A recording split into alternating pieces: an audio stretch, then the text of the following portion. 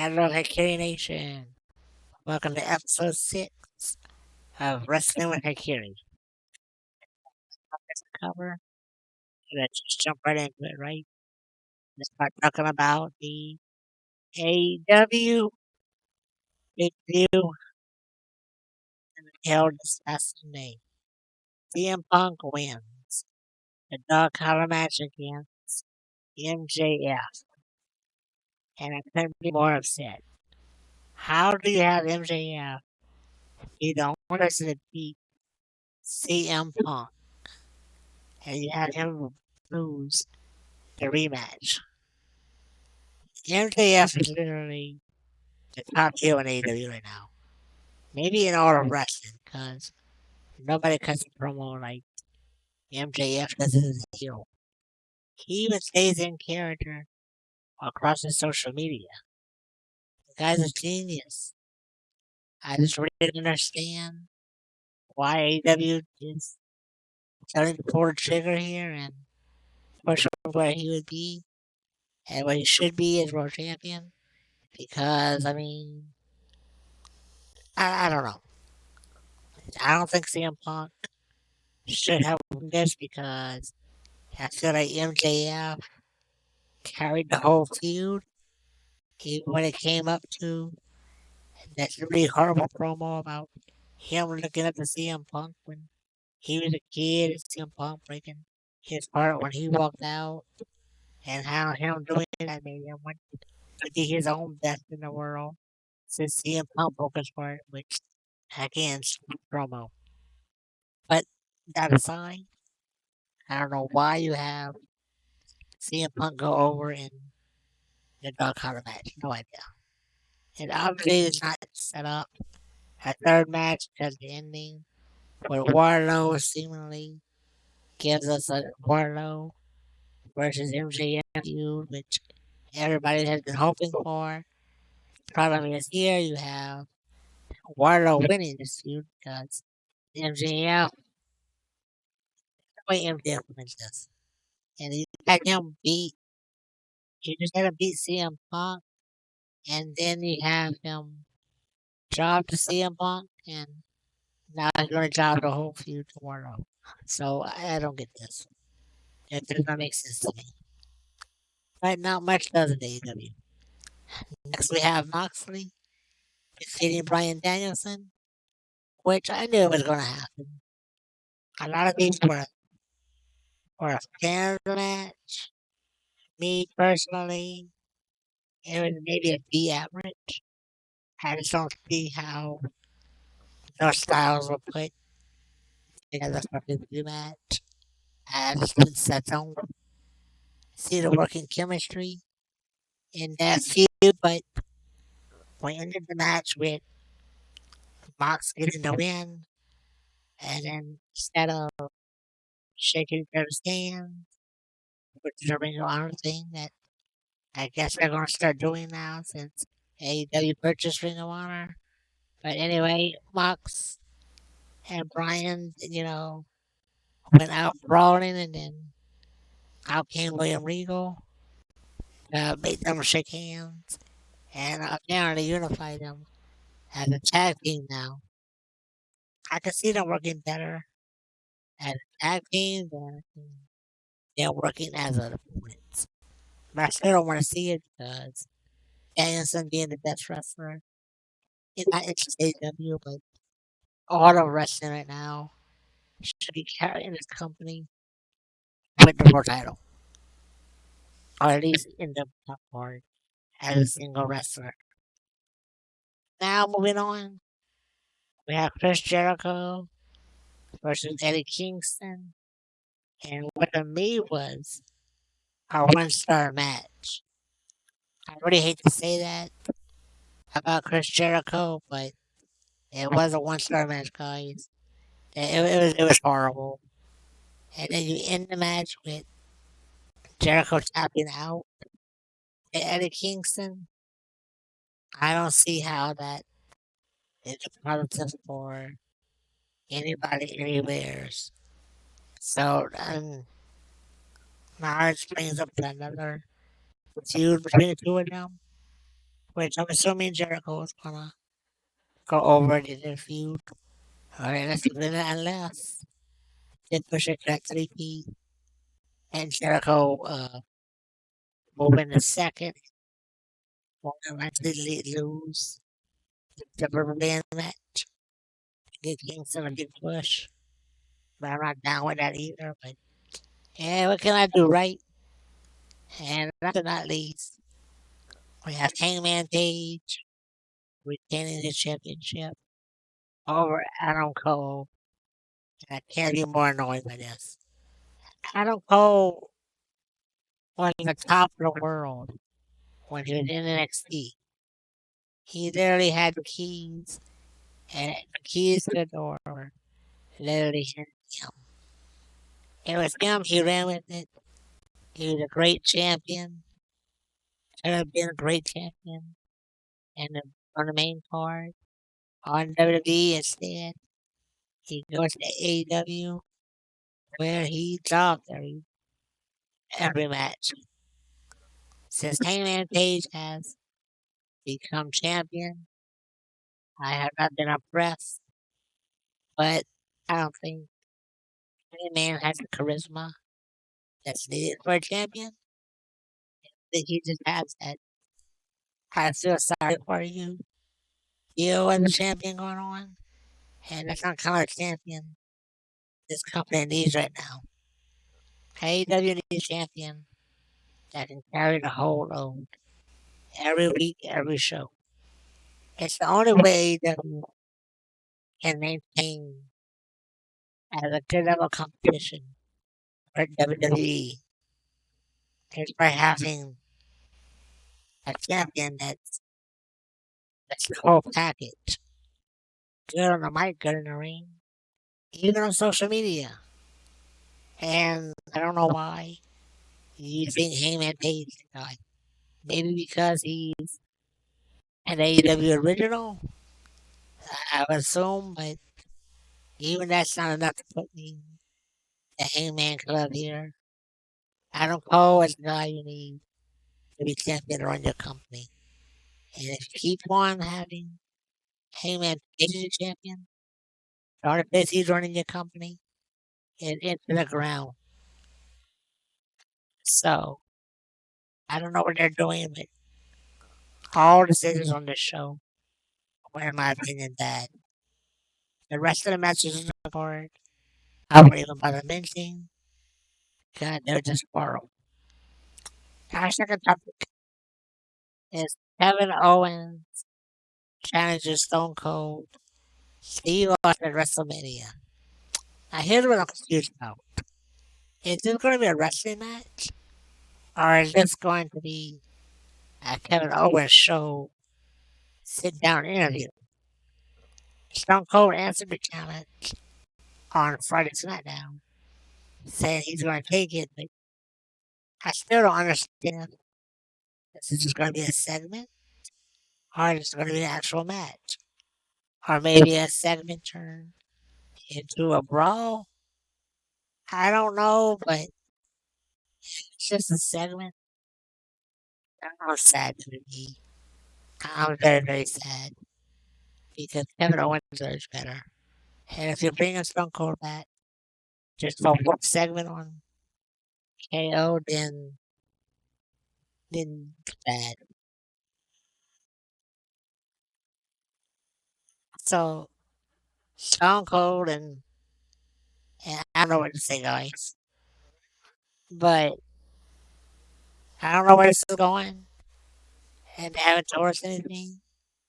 These if it's a match or a segment, but I don't know. I hope it's a match because how we don't go come back for a beatdown segment takes away the credit from both Stone Cold and Kevin Owens. I want to see how anybody wins in this. The fans will get a cheap pop to see a Stone Cold Stunner, and and some uh fingers being shot up. But I see nothing else about this. Next, we have Seth Rollins. If Kevin Owens is doing his thing with Stone Cold, where are we putting Seth Rollins on WrestleMania? Seth Rollins is one of the greatest champions in the modern era, and you're not giving him a place on the WrestleMania card. Yes, we have time to make a spot for him, and it is a 2 day show. But if you continue to wait and wait, sooner or later you're gonna run out of time to build up any kind of story for his WrestleMania match. Again, I don't know why WWE is doing this. You're doing a WrestleMania on a 2 night event, so timing isn't a problem. I don't know what's going on here, but Seth Rollins deserves to be on WrestleMania. So we have a very, very, very surprising victory over in NXT. We have we have Dolph Ziggler becoming NXT champion. How hyped am I for this? Dolph Ziggler is just like one of the greatest wrestlers in the last 10 years, and his previous title reigns were very short because of injury. But I don't know why he hasn't been pushed to a championship since then. Even though it's NXT, and people argue that he's just being an upcoming talent. A champion is a champion, man, and don't deserve a championship. And NXT has proved an actual better wrestling show than both Raw and SmackDown. And what Dolph does best is wrestling. So I see nothing but positives to set up this match and give it to Dolph his victory. They're probably gonna bring up a rematch against Braun Breaker at WrestleMania, and I think Dolph will win, and Braun Breaker will be pushed to the main roster. It's rumored to be that the Steiner brothers will be joining The Undertaker in the Hall of Fame this year. So I think it's going to be interesting to see if they use this as a momentum with Braun Breaker as a single competitor on Raw or SmackDown, which is a very good thing to do because the kid is very talented. He's just like a Steiner. He has a big physique, but he can fly too, so he has his own ideas going. Moving on, we have more AEW news with Jeff Hardy becoming a member of AEW. Jeff Hardy is such a hard topic. I'm a huge Hardy Boys fans, but Jeff has so many demons. Jeff, honestly, for his own image and health and safety, needs to retire and seek so much help for his problems. Jeff is really, really good as a wrestler, but I don't know. I think hiring Jeff is not good because he needs. Now you pair him up with Matt Hardy, and I guess we have a Hardy Boy, coming together. So now you have the Hardys, you have the Luchanos, or whatever they're called now. You have the Revival. You have Kyle O'Reilly and Bobby Fish, and then you have the Hardy Boy ripoffs, Jackson Brothers over there in AEW. So you have a lot of big names in AEW for tag teams right now.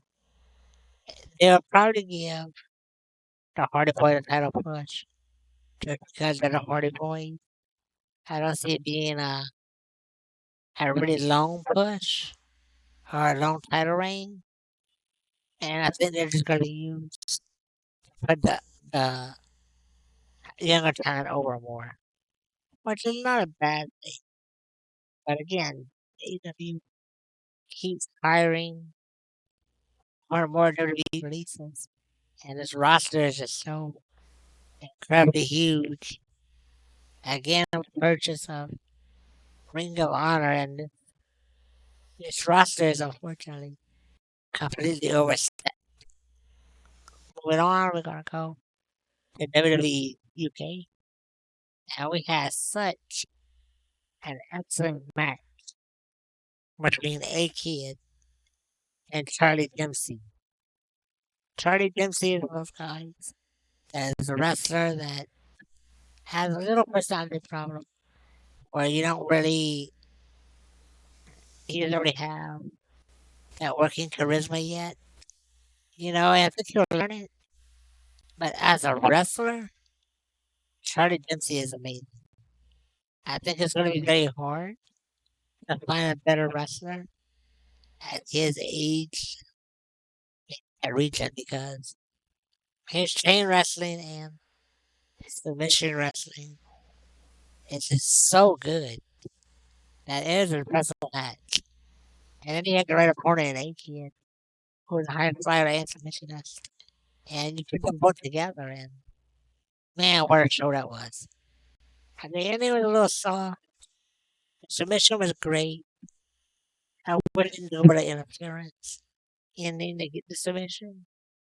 And it was such a good match that kind of takes away a little bit from the match, but I guess it builds up the feud with Dempsey and his game in AEW. I mean, WWE, sorry. But I think Charlie Dempsey, if he continues as he is, has a very bright future in uh, WWE as a whole, not just as you in the UK. I think he puts in the work, gets better on the mic, and Dempsey really has a very bright future. If you can find this match on YouTube or somewhere with clips, I highly recommend you watch it. It was an amazing match. Next on SmackDown, we have Great Big E, who took a belly to belly suplex from Ridge Holland, and Ridge dropped Big E straight up on his head, leaving Big E with a broken freaking neck. But see, well, the problem here is Ridge Holland to me, and I say did on purpose, obviously.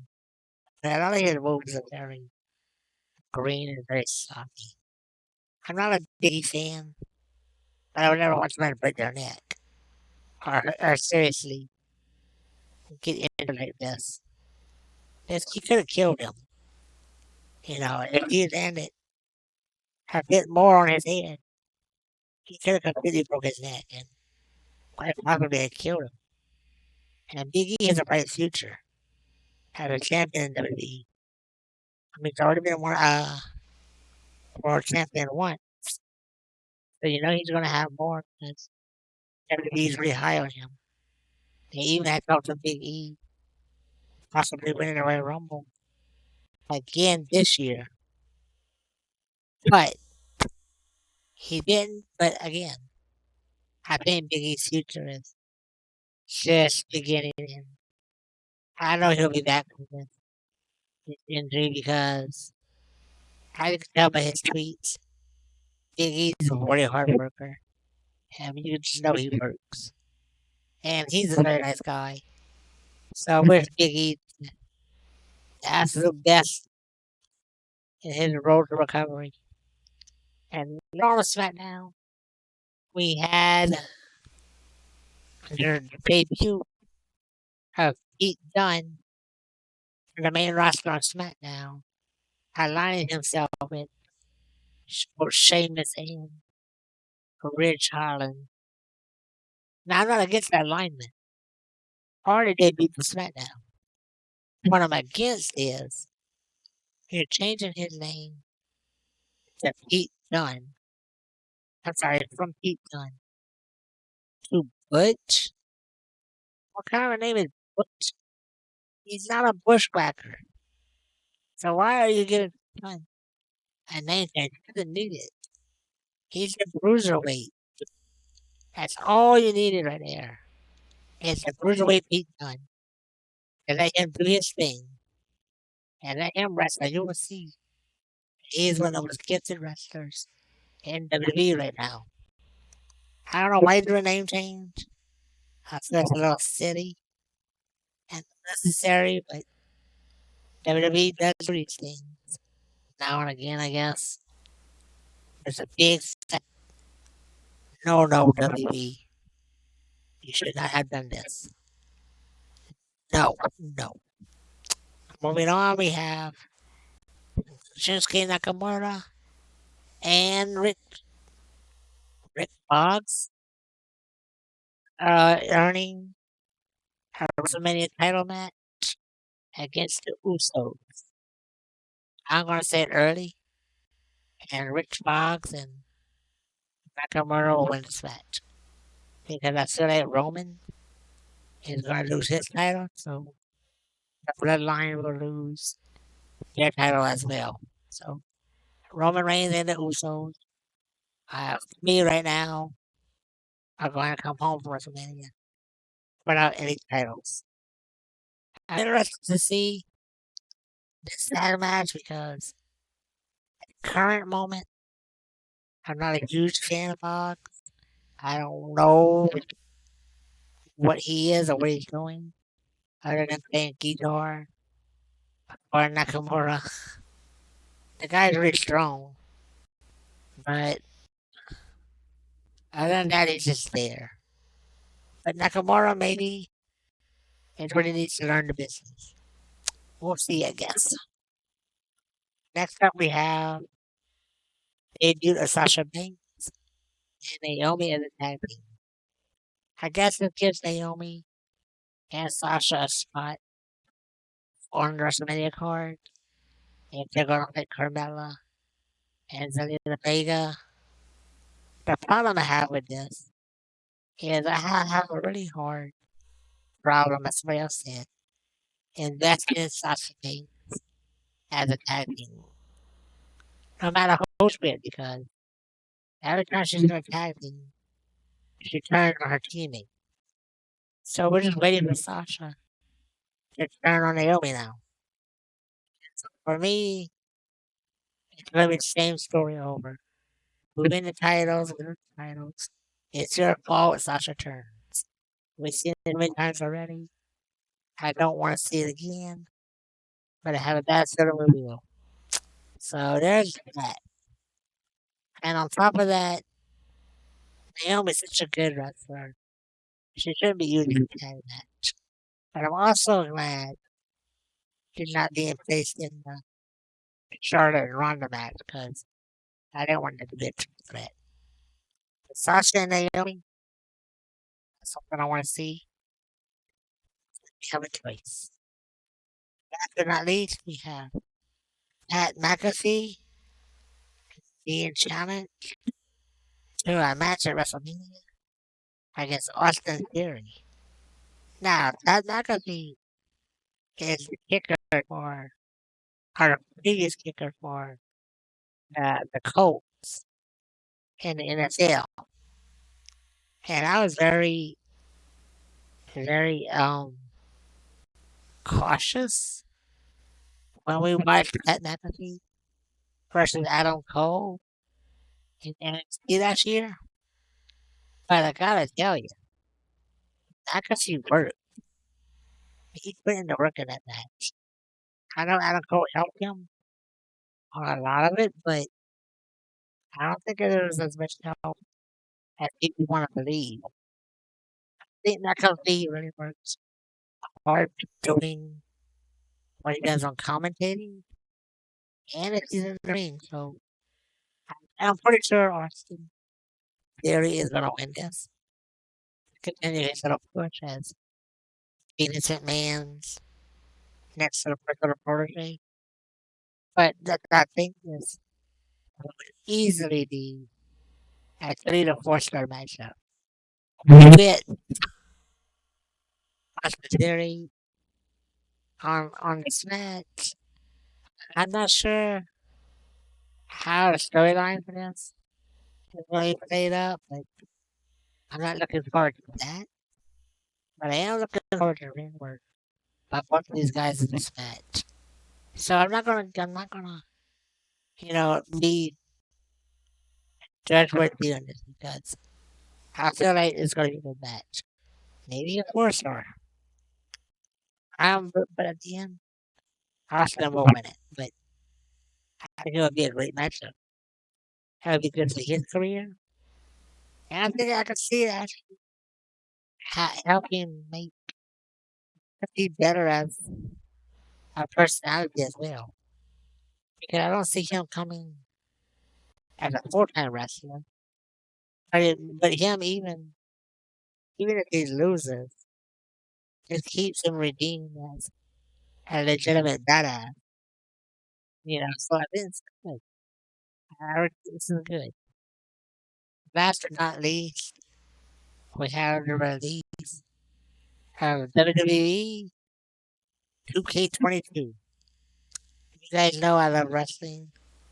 I love wrestling games. I love wrestling everything.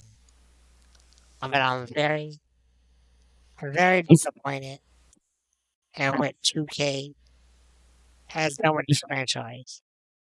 2K20 was a botch fest with so many bugs, so many glitches, that we had to skip a year in the series. There was no 21. We went straight to 22, which they are branding as it hits different. And they don't lie about that, but it's not in a positive manner. There are so many bugs so far in this game.